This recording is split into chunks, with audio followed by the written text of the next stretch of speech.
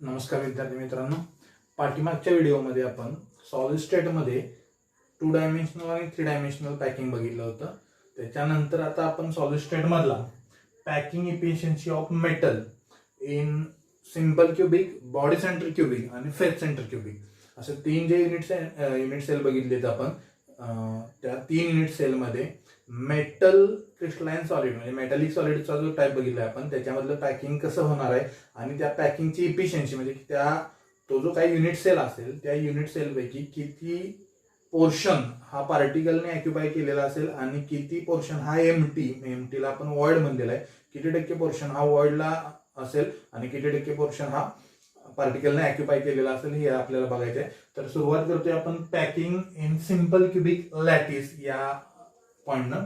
तर सुरुवातीला बघा, मी इथं तुम्हाला square close packing in 3 dimension दाखवलंय. हे आपलं पॅकिंग 3 डायमेन्शन मध्ये बघून झालेलं आहे. पुन्हा एकदा स्क्वेअर क्लोज पॅकिंग मी 3 डायमेन्शन मध्ये दाखवले. हे कशासाठी दाखवले तर सिंपल क्युबिक लॅटिस हा कसा तयार होतो हा फक्त आपल्याला पाठीमागच्या व्हिडिओमध्ये दाखवलेला आहे. इथेही पुन्हा एकदा बघायचं आपल्याला की ज्यावेळेस या प्रकारे स्क्वेअर क्लोज पॅकिंग तयार होईल आणि यातल्या स्पेअरचे ज्यावेळेस सेंटर आपण शेजारच्या स्पेअरचे सेंटर्स ज्यावेळेस आपण जोडू, जसं की हा एक सेंटर आहे, हा एक सेंटर आहे, हा पाठीमागचा लेअर आपण जर तयार करून घेतला, इथे एक स्पेअर असेल पाठीमागच्या लेअरचा तर इथे एक स्क्वेअर तयार होईल. त्याच्यानंतर हा स्पेअर हा आणि हा या चौघांचे सेंटर आपण जोडले आणि शेजारचे कॉर्नर जोडून घेतले तर इथं युनिट सेल तयार होतोय जो सिंपल क्युबिक आहे. हे आपण पाठीमागच्या व्हिडिओमध्ये पण बघितलेलं आहे. पुन्हा एकदा दाखवतोय मी तुम्हाला की हे जर पॅकिंग स्क्वेअर क्लोज असेल तर त्यावेळेस तयार होणारा युनिट सेल जो असेल तो युनिट सेल असेल सिंपल क्युबिक युनिट सेल. आणि मग आता या आधारावरती आपल्याला पुढे जायचे आहे. तुम्ही जर हा पुढचा फेस घेतला, या पुढच्या फेसकडे जर लक्ष दिलं तर 1, 2, 3 आणि 4 हे पुढचे 4 आयटम तुम्ही बघितले. मी तुम्हाला हे स्क्वेअर क्लोज पॅकिंग दाखवण्याचा हेतू हा आहे की जर तुम्ही बघितलं तर पुढच्या फेसचे जे 4 आयटम आहेत ते मी इथे दाखवलेत आणि ते 4 आयटम जर बघितले, इथं बघा, इथेही बघा की ते 4 आयटम एकमेकाला टच करतायत. म्हणजे पहिला दुसऱ्याला टच करतोय, दुसरा तिसऱ्याला, चौथ्याला असं एकमेकाला ते टच करतायत. आणि टच करत असताना मग त्यांच्या रेडियस जर बघितल्या तुम्ही तर ही झाली पहिल्या स्पेअरची रेडियस, मी इथं आर न दाखवलेली आहे, आणि दुसऱ्या स्पेअरची रेडियस ती आर असणार आहे.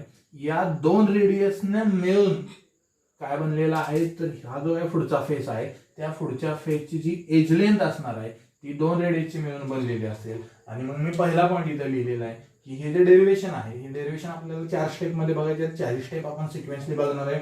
पहिल्या स्टेपमध्ये बघायचे रेडियस ऑफ स्पियर, जी की आपण आर म्हणलेला आहे, आणि एज लेंथ ऑफ युनिट सेलची जी एज लेंथ आहे त्याचा काय रिलेशन असणार आहे ते तुमच्या लक्षात येते की आर जर रेडियस असेल तर अशा 2 रेडियस मिळून काय बनलेले आहे, एज लेंथ बनलेले आहे. म्हणजे एज लेंथ आणि रेडियस आर यांच्यामधलं जर रिलेशन लिहिलं आपण तर edge length A will be equal to 2r. Edge length A will be equal to 2r और r is equal to a/2.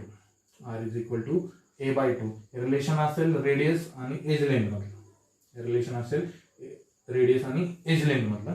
पुढच्या स्टेपमध्ये, सेकंड स्टेपमध्ये आपल्याला व्हॉल्यूम ऑफ स्पियर काढायचा आहे. व्हॉल्यूम ऑफ स्पियर कशासाठी काढायची की जो पार्टिकल आहे आपला तो स्पेरिकल असणार आहे. मग 10वी पर्यंत 11वी पर्यंत आपण जॉमेट्रीमध्ये व्हॉल्यूम ऑफ स्पियरचा जो फॉर्म्युला बघितलाय तो असा आहे. Volume of sphere is equal to 4/3 pi r cube. 4/3 pi r cube हा फॉर्म्युला आपला झालेला आहे.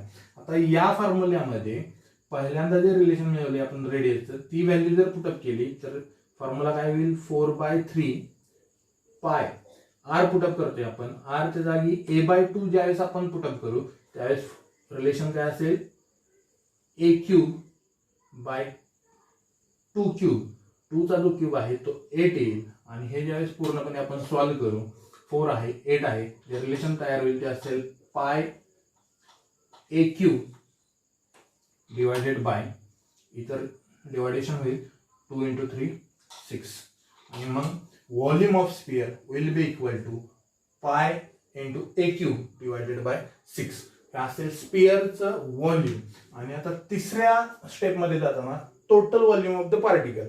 तर टोटल व्हॉल्यूम ऑफ पार्टिकल कशाच्या अनुषंगाने म्हणलेलं आहे की जर युनिट सेल बघितलं आपण तर या युनिट सेलमध्ये सिंपल युनिट सेल आहे, सिंपल क्युबिक युनिट सेल आहे की आपण असं म्हणलेलं आहे की हा जरी आयटम कॉर्नरला असला तरी या आयटमचा पूर्ण भाग त्या युनिट सेलमध्ये नसतो. या आयटमचा प्रत्येक आयटमचा 1/8 प्रत्येक आयटमचा किंवा प्रत्येक स्पिअरचा 1/8 पार्टिकलचा जो भाग असेल तोच फक्त त्या युनिट सेलमध्ये असेल. आणि असे 8 कॉर्नर असतात ते आपण बघितलेलं आहे. आणि मग सिंपल क्युबिक मध्ये बघा, simple cubic unit cell consist of किती पार्टिकल असणार आहेत तर एका कॉर्नरला आहे 1/8 पार्टिकल. असे कॉर्नर किती आहेत तर 8. टोटल पार्टिकल असणार आहे 1. टोटल पार्टिकल किती असणार आहे 1. म्हणजे टोटल व्हॉल्यूम ऑफ पार्टिकल ते काय असणार आहे युनिट सेलमध्ये जेवढे पार्टिकल आहेत त्या पार्टिकलची संख्या आणि त्याचं जे काय व्हॉल्यूम असेल ते कॅल्क्युलेट करतोय. तर इथं आपण एका स्पिअरचं व्हॉल्यूम कॅल्क्युलेट केलंय. सिंपल क्युबिक युनिट सेल असेल तर त्याच्यामध्ये पार्टिकल एकच असतो. म्हणजे सिंपल क्युबिक युनिट सेलचं जे काय ऑक्युपाइड व्हॉल्यूम असेल किंवा त्याला आपण टोटल व्हॉल्यूम ऑफ पार्टिकल म्हणतोय इज इक्वल टू काय असेल तर व्हॉल्यूम ऑफ 1 स्पिअर. आणि म्हणून बघा volume of particles will be equal to volume of 1 sphere. Volume of 1 sphere and that will be equal to pi a cube divided by 6. Pi a cube divided by 6 हे आहे volume of particle किंवा याला आपण volume occupied पण म्हणू शकतो. तर ही होती तिसरी स्टेप. आता चौथ्या स्टेप मध्ये आपण जातोय. पॅकिंग इफिशियन्सी काढायची आपल्याला. म्हणजे किती टक्के पोर्शन जो युनिट सेल असेल त्या युनिट सेलमध्ये वॉइड दिसतोय तुम्हाला. जसं फ्रंट फेसला फ्रंट साईडनं आपण बघितल्यानंतर आपल्याला वॉइड दिसतोय. असं 6 फेस आहेत. 6 फेस मधून आतमध्ये ज्यावेळेस आपण बघू बॉडीच्या त्यावेळेस आपल्याला एम्प्टी स्पेस दिसेल ज्याला आपण वॉइड म्हणतोय. मग हा वॉइड किती पर्सेंट असणार आहे आणि त्या युनिट सेलचा ऑक्युपाइड पोर्शन किती असणार आहे हे काढायचे आपल्याला इफिशियन्सीच्या माध्यमातून. इफिशियन्सी मध्ये आपण नक्की कशाची पर्सेंटेज काढतो तर पॅकिंग म्हणजे ऑक्युपाइड पोर्शन किती आहे तो बघितला जातो. तो आपल्याला बघायचा आहे. मग कसं काढायचंय तर जे काय ऑक्युपाइड पोर्शनचा पार्ट असेल किंवा occupied portion divided by total volume into 100. आणि मग व्हॉल्यूम ऑक्युपाइड किती आहे तर ते इथपर्यंत आपण कॅल्क्युलेट केलेलं आहे. ते आहे pi into A cube divided by 6.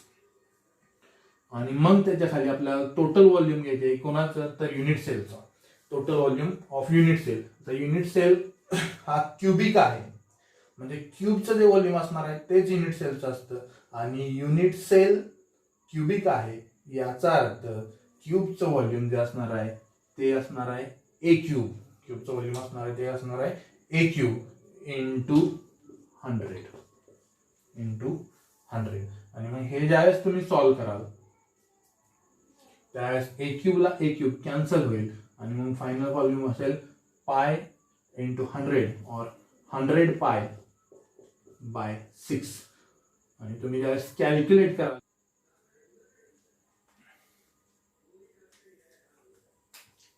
100 pi by 6 आणि तुम्ही ज्यावेळेस याच्यामध्ये पायची व्हॅल्यू पुटअप कराल 100 इंटू 3.14 डिवायडेड बाय 6 ज्यावेळेस कॅल्क्युलेशन कराल त्यावेळेस तुम्हाला हा जो पोर्शन आहे तो 52.36%. इथे कॅल्क्युलेशन येईल किती आहे 52.36%. तर हा असणार आहे ऑक्युपाइड फेस. ज्यावेळेस तुम्ही 100 मधून 52.36 मायनस कराल त्यावेळेस तुम्हाला 47.64% जो काय असेल तो तुमचा असेल एम्प्टी स्पेस. तो असेल तुमचा एम्प्टी स्पेस. तर हे होतं